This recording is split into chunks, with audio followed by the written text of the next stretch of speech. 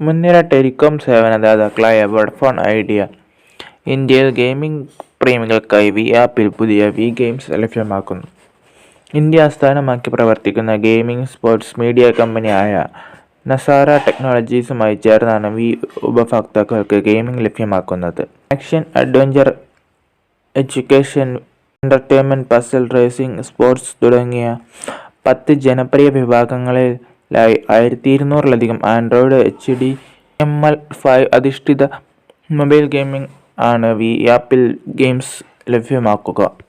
Gaming ഇന്ത്യയിലെ മുഖ്യ വിനോദ ഉപാധിയായിട്ടുണ്ടെന്നും കോടിക്കണക്കിന് പേരാണ് മൊബൈൽ ഫോണിൽ ഗെയിമിംഗ് ആസ്വദിക്കുന്നതെന്നും നസാറയുടെ ഗെയിമിംഗ് ഉള്ളടക്കം അപ്പാടെ വി ഉപഭോക്താക്കൾ ലഭ്യമാക്കാൻ കഴിയുന്നതിൽ സന്തോഷമുണ്ടെന്നും നസാര ടെക്നോളജീസ് ലിമിറ്റഡിന്റെ സ്ഥാപകനും ഗ്രൂപ്പ് MDയുമായ നിതീഷ് മിറ്റർ സെൻ പറഞ്ഞു. Platinum games, gold games, free games എന്നിങ്ങനെ 3 തരത്തിൽ വി ആപ്പിൽ വി ഗെയിംസ് ലഭ്യമാകും. ഗോൾഡ് ഗെയിംസിൽ 30 ദിവസം കാലാവധിയുള്ള 30 ഗെയിമുകളുടെ പാക്കേജിന് പ്രീപെയ്ഡായി 56 രൂപയും പോസ്റ്റ് പെയ്ഡായി 50 രൂപയുമാണ് ഈടാക്കുക. 499 രൂപയും അതിനു മുകളിലുമുള്ള പ്ലാനുകളിലുള്ള പോസ്റ്റ് പെയ്ഡ് ഉപഭോക്താക്കൾക്ക് എല്ലാ മാസവും 5 സൗജന്യ ഗോൾഡ് ഗെയിമുകൾ ലഭ്യമാകും.